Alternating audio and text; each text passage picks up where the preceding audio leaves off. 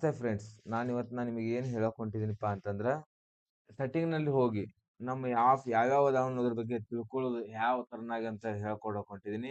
Windows button ಜೊತೆ I button ಅನ್ನ press ಮಾಡಿದ್ರೆ ಸಾಕು ಸೆಟ್ಟಿಂಗ್ ಓಪನ್ ಆಗತೈತಿ. ಸೆಟ್ಟಿಂಗ್‌ನ ಓಪನ್ ಆದ ನಂತರ ನಾವೇನ್ ಮಾಡ್ಬೇಕಪ್ಪ ಅಂದ್ರೆ ಸಿಸ್ಟಮ್‌ನಾಗ ಹೋಗ್ಬೇಕು.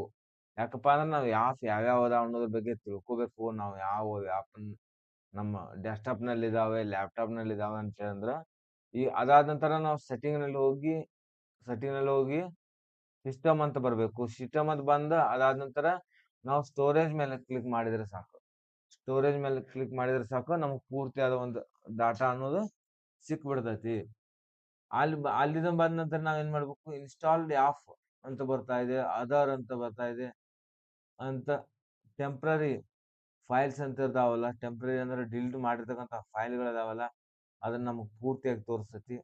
ಆ ನಂತರ ನಾವೀಗ ಆ್ಯಪ್‌ಗಳನ್ನ ನೋಡ್ಲಕ್ ಹೊಂಟಿದೀವಪ್ಪ ಅಂತಂದ್ರೆ, ನಾವು ಆ್ಯಪ್‌ಗಳ ಮೇಲೆ ಕ್ಲಿಕ್ ಮಾಡ್ತಾ ಇದೀನಿ. ಆ್ಯಪ್‌ಗಳ ಮೇಲೆ ಕ್ಲಿಕ್ ಮಾಡ್ತಿದ್ದಾಗ ನನ್ನ ಕಂಪ್ಯೂಟರ್‌ನಲ್ಲಿ ಯಾವ್ಯಾವ ಆ್ಯಪ್ ಇನ್‌ಸ್ಟಾಲ್ ಅದಾವ ಅನ್ನೋದ್ರ ಬಗ್ಗೆ ಪೂರ್ತಿಯಾದ ಮಾಹಿತಿ ಇದೆ ನೋಡ್ಬೋದು ನೀವು. ಈಗ ನಾನು ಏರೋ ಬಟನ್ ಜೊತೆ ನಾನು ಪ್ರೆಸ್ ಮಾಡಿ ನಾನು ನಿಮಗೆ ತೋರಿಸ್ತಾ ಇದ್ದೀನಿ.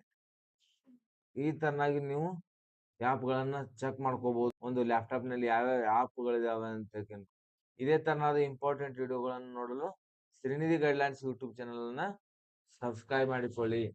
ಮತ್ತೆ ಲೈಕ್, ಕಮೆಂಟ್ ಮಾಡೋದನ್ನ ಮರಿಬೇಡಿ ಗೆಳೆಯರೇ. Thank you friends.